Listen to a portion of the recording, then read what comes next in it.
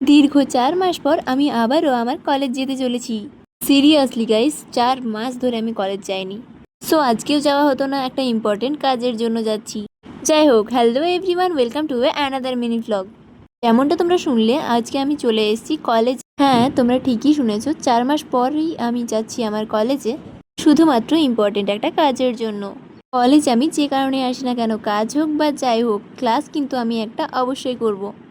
College এসে তো দেখলাম পুরো সব কলেজটাই ফাঁকা, কেউই কোনো স্টুডেন্ট আসেনি কোনো ডিপার্টমেন্টের। তো যাই হোক, আমি এত কিছু না ভেবে আমি আমার ডিপার্টমেন্টে চলে গেলাম ক্লাস করার জন্য। তারপর আমি ভেবে পাচ্ছিলাম না কি করব কাজ হয়ে যাওয়ার পর। দেন আমি দেখলাম আমাদের ডিপার্টমেন্ট থেকে একটা প্রোগ্রাম অর্গানাইজ করা হয়েছে, তাই চলে গেলাম আমি ওখানেই প্রোগ্রামটা কিছুক্ষণ এনজয় করার জন্য। ব্যাস, এটাই ছিল আমার সব থেকে বড় ভুল। আমি ভেবেছিলাম এখানে যে কিছুক্ষণের জন্য থাকবো এবং চলে আসবো, কিন্তু স্যারদের মনে যে এটা ছিল আমি জানতাম না। টানা 2 ঘন্টা আমাকে এই রুমের মধ্যে রেখে দিয়েছিল, মানে আমাকে বলতে সবাইকে এখানে রেখে দিয়েছিল, কাউকে আর আসতে দিচ্ছিল না প্রোগ্রাম শেষ না হওয়া পর্যন্ত। আর আমি আর আমার একটা ফ্রেন্ড তো পুরোপুরি এখানে বসে বসে বোর হচ্ছিলাম, ভাবছিলাম কখন আমাদেরকে ছাড়বে। ওখানে বসে এতটাই বোরিং ফিল হচ্ছিল, ভেবেই পাচ্ছিলাম না কি করা যায় আর কিভাবে আমরা বাইরে বেরোবো। নিজেকে তো পুরো বন্দি মনে হচ্ছিল।